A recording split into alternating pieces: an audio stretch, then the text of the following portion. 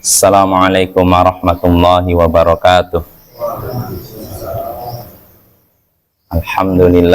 Alhamdulillahi ala ihsani wa syukru lahu ala taufiqihi wa amtinani wa asyhadu an la ilaha illallah wahdahu la syarika lahu ta'ziman li sya'ni wa asyhadu anna Muhammadan abduhu wa rasuluhu da'i ila ridwani wa sallallahu wa sallama alaihi wa ala alihi wa sahbihi wa ikhwani, amma ba'd. Ayyuhal ikhwa wal akhwat, a'azzani wa a'azzakumullah.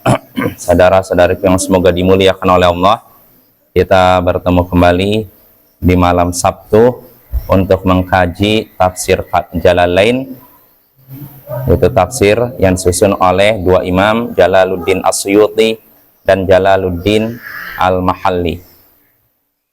Ya, pada pertemuan sebelumnya kita masih di surat Muhammad. Kita pada pertemuan sebelumnya sudah sampai ayat yang ke-3. Berarti kita masuk ayat yang ke-4. A'udzubillahi minasyaitonirrajim. Fa idza laqitumul ladzina kafaru fadarbar riqab hatta idza athkhantumuhum fashuddul wathaqa fa imma mannan ba'du wa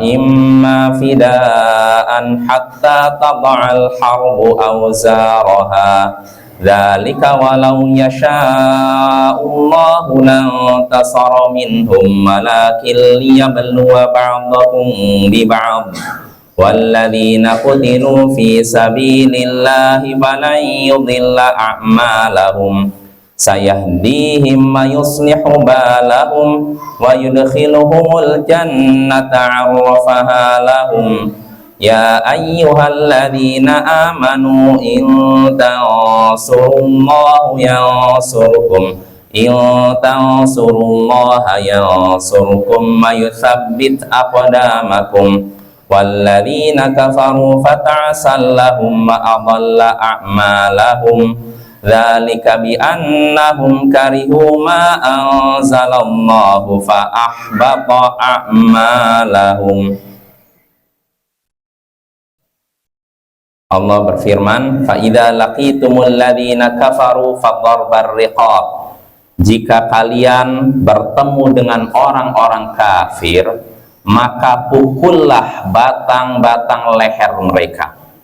Hatta idza athkhaltumuhum fashuddul wathaq. Hingga jika kalian sudah melemahkan mereka, maka tawanlah mereka. Fa imma mannan ba'du wa imma fidaa hatta tad'al harbu awzaraha. Setelah itu silahkan kalian lepaskan mereka secara cuma-cuma atau kalian meminta tebusan sampai perang tersebut usai. Dzalika walau yasha'ullahu lan tasara minhum. Demikianlah kalau Allah mau, niscaya Allah akan menolong mereka. Walakil yabluwa ba'dakum bi ba'd. Akan tetapi Allah hendak menguji sebagian kalian dengan sebagian yang lain. Walladzina qutilu fi sabilillahi falayudilla a'malahum. Dan orang-orang yang terbunuh di jalan Allah, Allah tidak akan menyia-nyiakan amalan mereka. Sayahdihim mayuslihu balahum. Kelak Allah akan menunjukkan, memberikan petunjuk kepada mereka dan memperbaiki keadaan mereka. Wa yudkhiluhumul jannata 'arrafaha lahum. Dan Allah akan masukkan mereka ke dalam surga yang telah Dia kenalkan kepada mereka, yang telah Dia kenalkan kepada mereka. Ya ayyuhalladzina amanu il tansurullaha yansurkum. Hai orang-orang yang beriman, jika kalian menolong Allah, niscaya Dia akan nolong kalian. Wa yuthabbit aqdamakum. Dan Dia akan meneguhkan kaki-kaki kalian, meneguhkan kedudukan kalian. Walladzina kafaru fata'sal lahum ma adalla a'malahum. Dan orang-orang kafir, maka celakalah mereka. dan Allah akan membatalkan amalan mereka, melenyapkan amalan mereka. Dzalika bi annahum karihu ma anzalallahu fa ahbata a'malahum. Yang demikian itu karena mereka benci kepada apa yang Allah turunkan. Mereka yang demikian itu karena mereka membenci apa yang Allah turunkan, maka Allah pun lenyapkan amalan mereka. Itu dari ayat ke tadi berapa? 4 ya, 4 sampai ayat yang ke-9 Bapak ya. Kita bahas Bapak. Sini Allah dalam ayat keempat menyebutkan, jika kalian bertemu dengan orang-orang kafir, maka pukullah batang leher mereka. Jika kalian bertemu dengan orang kafir, maka pukullah batang leher mereka. Bertemu orang kafir, pukul batang leher mereka. Di mana ini Bapak? Dalam perang ya, bukan di dalam kondisi damai. Jadi jangan salah pahami. Hah? Iya, dorternya ya artinya tebas atau pukul sama aja. Artinya apa Bapak? Artinya bunuhlah mereka, maksudnya gitu ya. Dipukul lehernya, tebas atau ini apa dipukul dengan pedang, artinya dimatikan kan? Ya tidak. Ya. Ini maksudnya konteksnya dalam perang Bapak ya, bukan dalam kondisi damai. Nggak boleh kita nyatu orang kafir langsung haram hukumnya ya. Dan kalaupun dalam kondisi perang ada konflik dengan antara satu negara muslim dengan negara kafir, kalaupun seorang ingin memerangi mereka, ini pun ada syarat-syaratnya. Jadi tidak asal terjang, asal maju, yang penting katanya syahid. Enggak seperti itu. Jadi seorang mati syahid itu harus sesuai dengan jihad yang sebenarnya. Karena kalau tidak sesuai dengan jihad sebenarnya, bukan mati syahid, tapi mati sangit kata orang Jawa. Hangus. Enggak dapat syahid Bapak ya. Ya jadi ini ya. Jadi konteksnya ini dalam perang, bukan dalam keadaan damai. Dalam keadaan damai kita tidak boleh, jangankan membunuh, menyakiti orang kafir tidak boleh, mengganggu mereka tidak boleh, apalagi sampai membunuh ya. Karena apa Bapak? Bisa jadi ayat ini dipakai oleh orang-orang ISIS untuk melegalkan aksi mereka, bom bunuh diri, jeder, atau Al-Qaeda misalkan, Al-Qaeda. Jadi mereka meledakkan bom sana sini. Alasannya apa? Ini katanya kalau kalian bertemu orang kafir, maka tebaslah leher mereka, artinya bunuhlah mereka. Jadi mereka tidak lihat-lihat dulu keadaannya seperti apa, orang kafir seperti apa, yang penting orang kafir. Nah ini tentu saja sikap yang keliru apa benar? Keliru ya, super keliru. Jadi kita lihat lagi ayatnya, jika kalian bertemu dengan orang-orang kafir, maka pukullah leher-leher mereka. Atau tadi kata Hendra, tebaslah leher-leher mereka. Maksudnya fadribu riqabahum, pukullah leher-leher mereka, tebaslah leher-leher mereka. Maksudnya uqtuluhum, maksudnya bunuhlah mereka.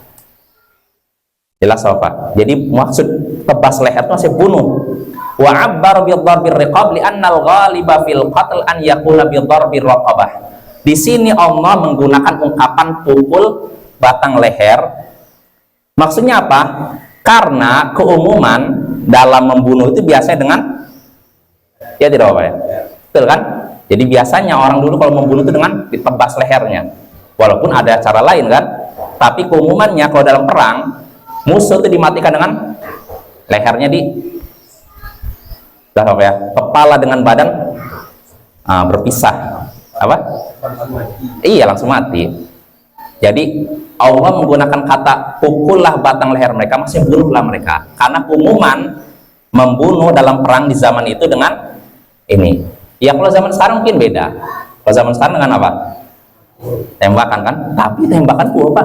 Ini juga kan? Ini yang paling vital kan? Kalau ditembak kaki masih hidup, ditembak tangan masih hidup. Tapi kalau ini langsung jemput malakul maut. Makanya ada seorang sahabat Nabi dulu, dia pernah di hadapan Nabi, dia bertanya kepada Nabi tentang keutamaan orang mati syahid. Maka Nabi menyebutkan orang mati syahid dia akan masuk surga. Maka akhirnya sahabat pun berkata, ya kalau begitu ya Rasulullah, saya ingin mati di sini nih. Maksudnya jelas apa? Artinya kena apa, panah di sini atau apapun di sini. Akhirnya sahabat hilang mau pergi ke medan tempur, tidak berapa lama ditemukan oleh para sahabat Nabi lainnya dalam keadaan panah dan nempel di sini. Artinya dia ingin meninggal dengan cara perang, ya Bapak ya. Dan itu mati yang mulia, tapi perang yang sesuai dengan aturan syariat, bukan perang yang asal-asalan modal semangat ya. Nyerang sana sini, nyerang ini, akhirnya dibalas orang kafir dengan balasan yang lebih parah, korbannya lebih banyak, berlipat-lipat gandanya. Ini namanya perang yang tidak sesuai dengan syariat. Mungkin ada yang pakai dalilnya dalil perasaan. Lihat nih, dulu bangsa kita, lihat berapa orang melawan penjajah, berapa senjatanya bambu runcing kan? Itu bukan dalil syariat. Dalil syariat apa sih? Al-Quran dan Sunnah. Jadi bukan dalilnya bangsa ini bangsa itu, bukan ya. Jadi kita menyatakan jihad harus sesuai dengan syariat, diperhatikan mudaratnya lebih besar apa lebih kecil. Kalau misalkan dengan menyerang orang kafir mudaratnya lebih besar, dengan apa, dihabisi kaum muslimin, bahkan dihabisi rakyat sipil, maka jangan serang. Tapi kalau jihadnya modelnya gerilya, silakan saja. Gerilya artinya Bapak nyerang musuh tapi sembunyinya bukan di pemukiman warga, misalkan di bukit-bukit, di hutan, silakan. Dan ini yang dipraktekkan beberapa mujahidin seperti di Afghanistan. Taliban begitu, Taliban perang nggak mengorbankan rakyat sipil ya, mereka sembunyi di bukit-bukit. Jadi korbannya ketika Amerika menyerang mereka, rakyat sipil tidak jadi korban Bapak. Tapi kalau seorang nembak ke musuh, setelah itu sembunyi di pemukiman warga lalu kirim rudal, apakah ini yang diinginkan dalam Islam? Enggak ya, enggak seperti itu. Kalau misalkan alasannya, oh nggak apa-apa biar mereka mati syahid, gimana tuh? Karena ada sebagian masalah itu kan, seperti Imam Samudra ketika ditanya, Anda meledakkan bom di Senen, atrium Senen yang di Jakarta itu, bukankah yang meninggal juga muslim? Apa jawaban Imam Samudra? Insya Allah mereka syahid.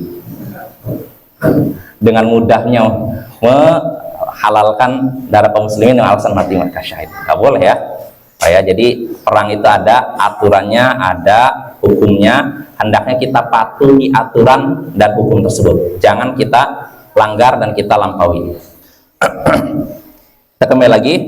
Jadi di sini Allah katakan, kalau kalian bertemu dengan orang-orang kafir, maka tebaslah batang leher mereka, pukullah batang leher mereka, yaitu bunuhlah mereka. Loh kok dibunuh? Ya memang perang kan begitu kan? Ya namanya perang kan membunuh atau terbunuh. Jadi nggak mungkin kamu bunuh, jangan sakiti saya ya, nggak mungkin gitu. Nggak mungkin kan? Ya perang itu kan gitu Bapak ya. Identiknya kan kalau bukan kamu yang terbunuh, saya yang terbunuh, ya kan? Ya. Maka ini ayat seperti ini wajar.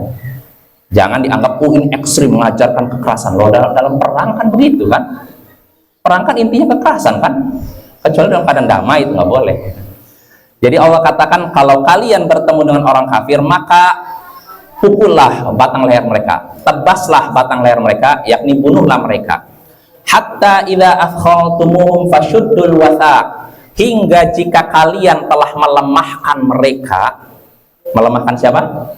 Orang-orang kafir, pasukan orang kafir, maka tawanlah mereka. Maksudnya apa? Di sini kata Imam Al-Mahalli, hingga jika kalian melemahkan mereka, maksudnya aktsartum fihil qatl, hingga jika kalian sudah membunuh banyak di antara mereka. Artinya musuh sudah lemah kan? Kalau banyak dibunuh kan? Hingga jika musuh kalian sudah melemahkan mereka, maka tawanlah mereka. Maksudnya kata Imam Al-Mahalli, fa'amsiku anhum wa'siruhum washuddul wathaq ma yuthaqu bil asrat. Maksudnya tahanlah mereka, tawanlah mereka, dan ikatlah mereka dengan ikatan yang biasanya diikat pada tawanan. Kan tawanan gitu Bapak ya, di sini atau di sinilah. Jadi kalau misalnya perang ini sudah berkecamuk, lalu musuh sudah mulai terdesak, maka kalau ada orang yang ini yang bisa ditawan, ya diikat. Ini perintah dari Allah, tawan dulu. Fa imma mannan ba'du wa imma fidaa. Setelah itu kalian bisa memberikan kepada mereka, melepaskan mereka dengan secara cuma-cuma, atau kalian berikan kepada mereka dengan tebusan. setelah ditawan Bapak, jadi kan tadi kan kita udah melemahkan musuh nih dalam perang kan, ketika musuh udah banyak yang terbunuh, yang ada ditawan sambil terus berperang nih, ditawan. Nah nanti setelah ditawan ini bisa setelah itu dibebaskan secara cuma-cuma, dibalikan kepada orang kafir lagi, atau dibebaskan dengan tebusan. Ini kalian mau ini bayar misalkan satu orangnya 100 juta. Nah seperti itu Bapak ya. Di sini kata Imam Al-Mahalli, fa imma mannan ba'du, kalian bisa memberikan kepada mereka, memberikan karunia kepada mereka. Maksudnya apa? Tamunnuna 'alai bitlaqi min ghairi syai'. Kalian memberikan karunia kepada mereka atau pemberian kepada mereka dengan melepaskan mereka tanpa apapun, tanpa memberikan apapun, gratis, artinya dilepaskan. Jelas Bapak? Jadi kalau udah dalam perang kita sudah melemahkan musuh, musuh udah banyak yang terbunuh, ada dua pilihan. Pertama dilepaskan kepada mereka lagi, wa imma fida'a, atau kalian, sini kata Imam Al-Mahalli, tufadunahum bima asra muslimin, itu tufadunahum bima biha, ya tufadunahum biha, bima lah ini, makanya nih ini cetakannya nggak beres nih. Tufadunahum bimalin au asra muslimin. Ya, jadi pertama bisa dilepaskan secara cuma-cuma, atau kalian melepaskan mereka dengan tebusan berupa harta, atau diganti dengan tawanan kaum muslimin. Iya Ceng, jelas apa ya? Jadi kalau dalam perang nih, pemimpin kaum muslimin, pemimpin negara, kalau dalam perang nih, musuh udah mulai terdesak nih. Yang ada dari musuh yang sudah kualan, tangkap. Nah nanti keputusan pemimpin ada dua, sebenarnya tiga Bapak ya. Pertama, dilepaskan musuh ini, itu pertama. Kedua, dilepaskan dengan tebusan, bayar. Berapa satu orang dihargai 100 juta. Ini silahkan kalian ambilnya tapi bayar 100 juta. Atau terakhir, langsung dilenyapkan. Ini pun boleh. Lah Bapak, ini kan perang Bapak ya. Perang, kita perang nih, dalam kondisi perang nih. Jadi jangan dianggap ekstrim, ini perang, dalam kondisi perang. Ya jadi kapan itu, sampai kapan? Tadi kan bisa dilepaskan secara cuma-cuma, atau dilepaskan dengan tebusan. Lalu ketiga itu sampai kapan? Hatta tada'al harbu auzaraha, sampai perang usai. Maksudnya apa? Sampai orang-orang yang berperang meletakkan senjata mereka dan semacamnya. Jadi hukum tadi ditawan, dilepaskan, setelah ditawan dilepaskan, atau dengan tebusan, atau dibunuh. Ini tuh sampai perang selesai. Ya, maksudnya apa? Bi an yuslima al kuffaru au yadkhulu fil ahd. Yaitu sampai perang usai, maksudnya apa? Sampai orang-orang kafir tersebut masuk Islam, atau mereka mau menandatangani perjanjian. Artinya sudah, kami siap tunduk kepada pemerintahan Anda kaum muslimin. Jelas apa? Wa hadhihi ghayatun lil qatli wal asri. Inilah ujung-ujung atau istilahnya puncak dari perang dan penawanan, sampai mereka masuk Islam atau mereka tunduk di bawah kekuasaan kaum muslimin. Jelas Bapak? Ini perang ini tentu saja berlaku kalau ada penguasa Bapak ya, bukan ormas. Jadi nggak bisa ormas mimpin punya anggota lalu ayo kita perang, nggak boleh ya. Dan inilah fitnah yang tersebar di zaman sekarang. Yang menggerakkan jihad rata-rata bukan penguasa yang punya kekuasaan di suatu daerah, tapi ormas fulan. Dan ini yang bikin kekacauan. Ketika misalkan mereka perang lawan musuh nih, musuhnya udah pergi, akhirnya antara satu ormas dengan ormas lain cakar-cakaran. Nah, ini menunjukkan jihad kalau tidak dipimpin oleh imam, oleh penguasa, yang ada kekacauan. Sebagaimana kita lihat di zaman sekarang, alangkah banyak Bapak ya. Nggak perlu saya sebutkan, mungkin Bapak udah merasa oh ini ya. Nah itu ya, jadi itu perintah dari Allah ya. Jadi sekali lagi, Allah memerintahkan kalau dalam perang kita bertemu musuh, maka habisi, maksudnya dibunuh.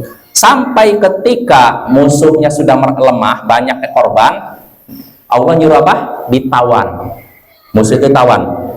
Setelah itu silahkan dibebaskan cuma-cuma, atau dibebaskan dengan tebusan, atau dibunuh kalian.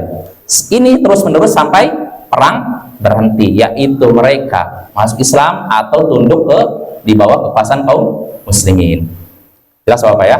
Ini masalah fikih jihad ya. Dan fikih ini bisa jadi tidak ada di zaman sekarang. Ada siapa? Di ini. Itu ada. Enggak ada. Bahkan ada yang bilang, saya dengar-dengar katanya mau dihapus fikih jihad. Nah ini bahaya Bapak ya. Jihad ini termasuk syariat Islam ya, nggak bisa dihapus. Kenapa sebagian orang pengen menghapus ini? Karena dianggap ini bisa mendorong terjadi ekstremisme beragama, radikalisme. Ya, ini keliru ya. Kalau ada orang radikal, yang disalahkan merekanya bukan jihadnya. Ya tidak Bapak? Sama seperti orang misalkan zikir. Orang zikir kan diperintahkan kan? Tapi kalau ada orang yang ekstrim, berlebihan cara zikirnya, apakah karena ada orang yang berlebihan dengan zikir, udah zikir dihapuskan? Itu? Enggak kan? Zikir ada dalam Islam kan? Begitu juga jihad. Jihad ada, tapi tentu saja jihad yang diperintahkan harus sesuai dengan aturan, ada adab-adabnya Bapak ya. Itu disebutkan dalam Al-Quran maupun hadis.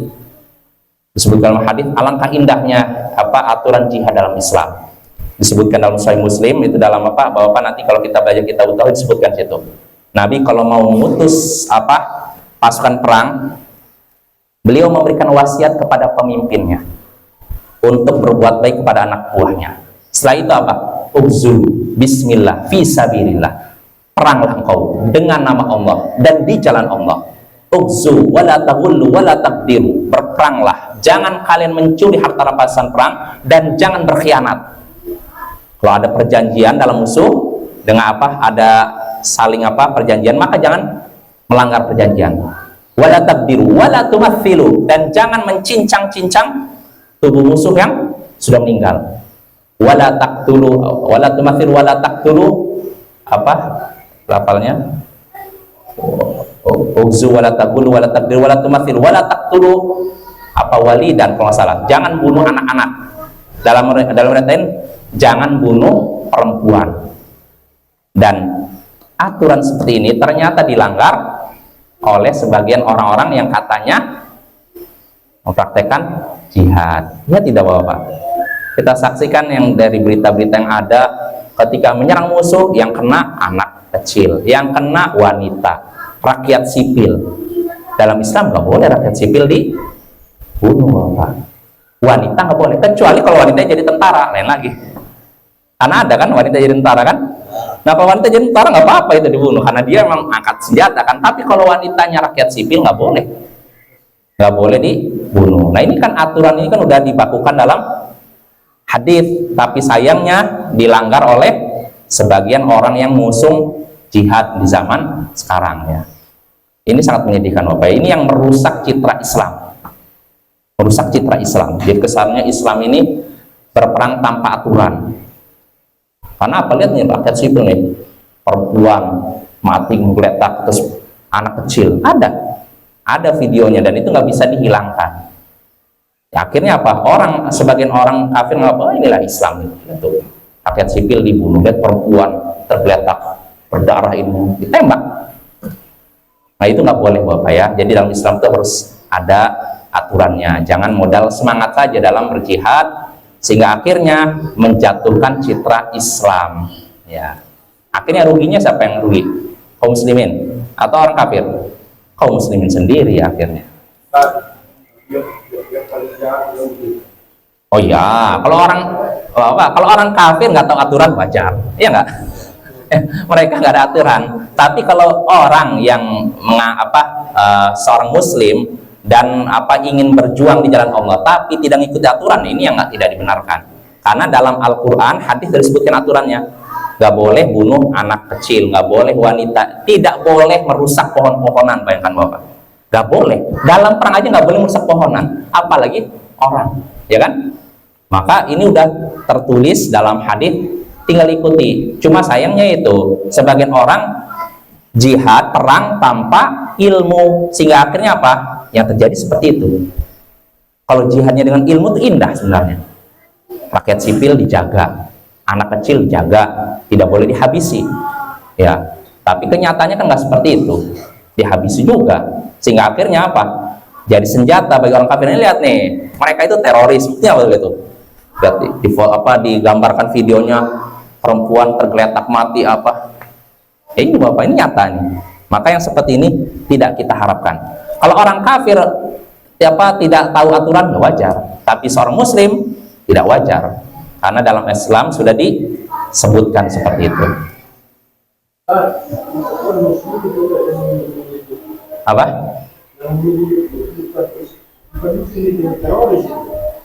Yang bunuh muslim? Iya, di mana Pak? Ya secara umum, saya bicara secara umum ya. Karena kenyataannya di beberapa daerah di beberapa tempat gitu Pak. Jadi kita nggak mungkiri, Islam itu mulia. Kadang yang merusak pengikutnya. Kalau Islam tetap mulia Bapak ya. Kita udah lihat dari perjalanan sejarah beberapa kelompok memang jihadnya tidak sesuai dengan aturan, ya. Menghabisi rakyat sipil ya dengan bom bunuh diri.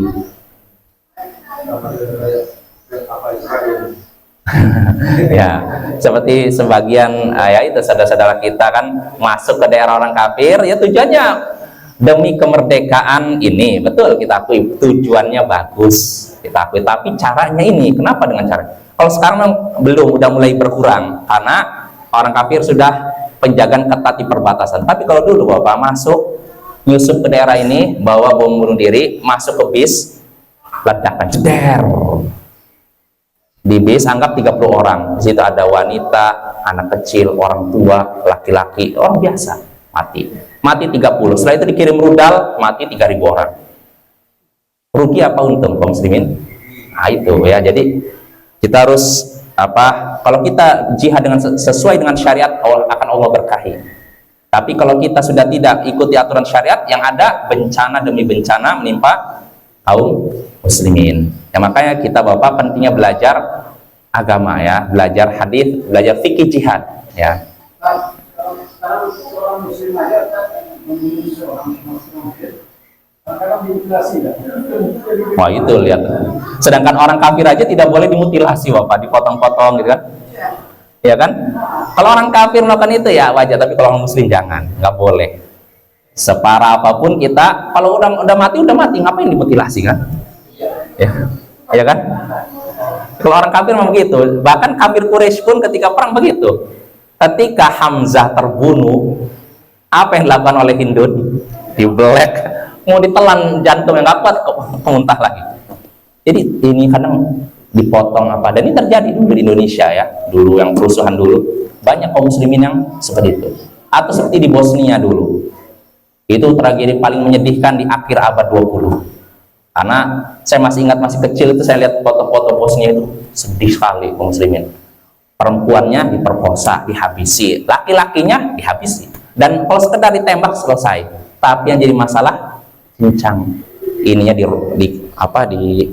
jadi mayat Bapak isi ininya kosong, udah dikeluarkan isi tubuhnya, ini juga ininya, telinganya hilang, matanya congkel. Itu orang kafir ketika menghadapi kaum muslimin. Jadi bagaimana kebencian mereka pada kaum muslimin sampai seperti itu. Nah kalau kita, apakah boleh seperti itu? Jangan, walaupun kita benci, tapi dia manusia, nggak boleh diperlakukan seperti itu. Atau seperti orang Syiah Bapak, ini lebih merinding lagi Bapak. Kalau mereka, ini kejadian di Irak Bapak, ketika Amerika sudah invasi Irak, kan terjadi pertempuran kan sama bangsa Irak, yang satu Sunni, yang satu Syiah kan. Nah orang Syiah itu mereka menghabisi Sunni di sana, Ahlus Sunnah di sana, dengan cara apa? Dikuliti hidup-hidup. Jadi mereka lebih kejam daripada orang Amerika. Ini saya dapat kabar dari seorang ustadz ketika itu datang tamu dari Irak, datang ke seorang ulama Mekah, Syekh Dr. Rabi' bin Hadi Al-Madkhali, nangis. Ini ikhwan kita yang dari Irak datang ke Syekh Rabi' nangis. Kenapa? Menceritakan kekejaman orang Syiah, bagaimana mereka membunuh orang yang mereka anggap kafir. Jadi Ahlus Sunnah itu mereka anggap kafir, Bapak. Kita tidak anggap kafir bagi mereka. Mereka membunuhnya bukan kalau sekedar tembak jeder, enggak, dikulit hidup-hidup. Kan lebih kejam kan? Kalau Amerika enggak, kalau kalian nembak der udah selesai. Tapi mereka enggak, dikulit hidup-hidup. Dan siapapun orang, bagaimana mereka bisa tahu ini Ahlus Sunnah? Dicari namanya. Kalau KTP-nya tertulis Abu Bakar, udah langsung hati kan? Dihabisi. Namanya Abu Bakar, Umar, apalagi Muawiyah. Wah ini. Iya. Jadi mereka mengetahui ini bukan Syiah itu dilihat dari KTP-nya. Kalau tertulis Abu Bakar, udah dihabisi. Itu pernah terjadi dan itu mengerikan. Dan Ahlus Sunnah di sana baru bisa istilahnya bisa mulai nampakkan diri, mulai bisa beribadah di awal 2010 ke sini. Ketika ada ISIS, ternyata ISIS pun membawa musibah berikutnya yang sama-sama parah dengan orang Syiah. Kasihan makanya yang di Irak, Bapak ya. Jangan lupakan Irak. Jadi yang mengalami musibah bukan cuma di Palestina saja, Bapak. Di Irak pun kaum muslimin mengalami musibah. Cuma kita sekarang memang konsentrasinya arah situ. Yang di Irak pun sama, mereka nggak bisa hidup artinya menampakkan keagamaan mereka, tertindas di Irak dan di Iran. Dan begitu juga Yaman yang dikuasai orang Syiah, Yaman Utara, Bapak. Ya ini Bapak ya, jadi jangan lupakan saudara-saudara kita yang di Palestina, di Irak, di Iran, dan di Yaman. Mudah-mudahan Allah menghilangkan musibah yang menimpa mereka. Nah itu Bapak ya. Jadi kalau orang kafir mencincang kaum muslimin, wajar, mereka tidak punya aturan. Tapi kalau kaum muslimin tidak wajar ya, kita tidak boleh seperti itu. Lalu kita lanjut. Jadi setelah Allah tadi memberikan tuntunan kalau dalam menghadapi orang-orang kafir di dalam perang seperti apa, setelah itu Allah katakan di sini, walau dzalika, Allah katakan dzalika walau yasha'ullahu lantasara minhum. Demikianlah kalau Allah mau, Allah bisa menolong mereka. Demikianlah. Jadi setelah Allah menyebutkan tadi kalau ketemu orang kafir dalam perang, tebaslah leher mereka. Terus kalau mereka sudah lemah, ditawan ya kan. Setelah itu silahkan dilepaskan secara cuma-cuma atau dilepaskan dengan tebusan sampai perangnya usai. Setelah itu Allah katakan demikianlah. Demikianlah apa ini? Yang tadi demikianlah. Maksudnya al-amru fihi ma dzukir, yaitu perkara yang disebutkan tadi. Perkara yang disebutkan tadi, demikianlah perkara yang disebutkan tadi, maksudnya gitu.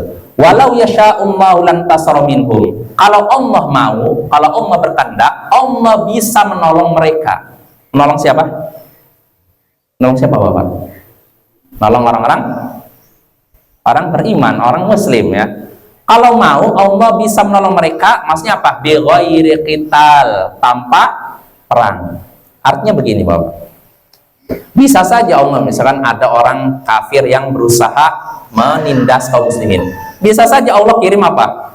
Petir, jeder, habisin mereka semua. Bisa tidak? Atau Allah turunkan batu dari langit menimpa mereka semua. Bisa tidak? Sanggup kan Allah kan? Tapi di sini kata Allah, walakin liyabluwa ba'dakum bi ba'd. Akan tapi Allah ingin menguji sebagian kalian dengan sebagian yang lain. Maksudnya apa? Walakin amarakum bihi, akan tetapi Allah menyuruh kalian jihad. Tujuannya apa? Supaya Allah menguji sebagian kalian dengan sebagian yang lain. Maksudnya apa? Minhum fil qital, Allah menguji kalian dalam perang. Supaya apa? Fayasiru man qutila minkum ilal jannah, supaya orang yang meninggal di antara kalian masuk ke surga. Wa minhum ilan nar, sedangkan orang yang mati di antara mereka masuk neraka. Ini tujuannya Bapak. Jadi Allah mensyariatkan jihad tujuannya untuk kebaikan kita kan? Ya tidak? Supaya orang meninggal di antara kita masuk surga dan mereka orang kafir ini masuk neraka. Ya tidak? Nah itu ya, ada hikmahnya ya. Nah ini hikmah disyariatkannya apa? Jihad, berperang melawan orang kafir yang mengganggu kaum muslimin ya. Tujuannya apa? Supaya Allah memasukkan orang yang meninggal di antara kita ke surga, sedangkan orang kafir neraka ya. Ini tujuannya ya. Lalu Allah katakan setelah itu, walladzina qutilu fi sabilillahi fala yudhilla a'malahum, dan orang-orang yang terbunuh di jalan Allah, maka Allah tidak akan menyia-nyiakan amalan mereka. Orang-orang yang terbunuh di jalan Allah, maksudnya terbunuh di medan jihad ya. Allah tidak akan menyia-nyiakan amalan mereka. Artinya amalan yang sudah mereka lakukan akan Allah terima, lalu Allah balas. Nah itu. Nah di sini kata Imam Al-Mahalli, wa fi qiraah qatalu, dalam satu qiraat dibaca wa qatalu, orang-orang yang berperang. Tadi yang kita baca kutilu, orang-orang yang terbunuh. Tapi ada riwayat, ada qiraat lain bacanya qatalu, dan orang-orang yang berperang, maka Allah tidak akan sia-siakan amalan mereka. Al-ayatu nazalat fi yauma Uhudin wa qad fasha fil muslimin al-qatlu wal jirahat. Ayat ini turun ketika perang Uhud. Kenapa? Karena ketika perang Uhud banyak terjadi korban dan yang luka di kalangan kaum muslimin. Jadi dalam perang Uhud itu Bapak bisa dibilang kaum muslimin ya kalah. Ya awalnya menang, tapi ujung-ujungnya kalah. Gara-gara pasukan pemanah yang turun tergiur dengan harta rampasan perang. Ini Bapak ya, fitnah dunia itu ternyata terjadi juga dalam perang. Jadi bukan cuma ketika damai begini aja, fitnah dunia juga berlaku dalam perang. Dan kita nggak tahu gimana sikap kita menghadapi seperti itu. Para sahabat saja, ini kan orang-orang baik kan, ya kan? Mereka saja ketika menyaksikan harta rampasan perang, mereka tergiur. Mereka lupa perintah Rasul tetap di atas, walaupun bangkai kami sudah diseret-seret oleh anjing. Artinya tetap di atas. Cuma para sahabat udah menyaksikan itu rampasan perang, kita turun. Sebagian ingatkan, jangan ingat perintah Rasul, kalian tetap di sini. Tapi karena mereka terlanjur menyaksikan harta rampasan perang, udah mereka lupa. Terus akhirnya disinilah musibah terjadi. Jadi pasukan pemanah di sini. Ini gini Bapak. Nah ini, anggap ini bukit nih, Uhud. Sini kaum muslimin ini musyrikin. Pasukan pemanah di sini. Ini Rasulullah, Abu Bakar, Umar di sini, di barisan belakang. Sini pasukan kaum muslimin. Nah sini musyrikin. Ketika awal perang, musyrikin terdesak, bahkan hampir kalah. Nah, ketika udah nampak tanda-tanda kekalahan, harta rampasan perang tertinggal semua sini, senjata, kuda, unta.